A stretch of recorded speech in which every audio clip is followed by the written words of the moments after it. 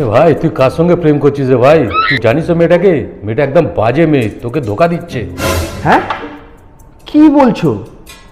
আমার গার্লফ্রেন্ড আমায় ধোঁকা দিচ্ছে? ইস, ছি ছি ছি ছি ছি।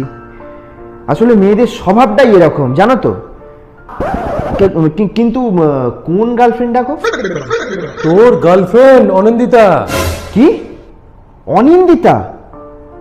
অনিন্দিতা কিনা শেষ পর্যন্ত আমার সঙ্গে? ইস, আমার ভাবতেই লজ্জা লাগছে। আচ্ছা আচ্ছা, বলছি কোন অনিন্দিতা, হাজরা নাকি মজুমদার? মজুমদার। সে কি মানে এই পাড়ায় থাকে নাকি ওই দাস পাড়ায় বলো তো? হ্যাঁ, সামনে পাড়ারটা।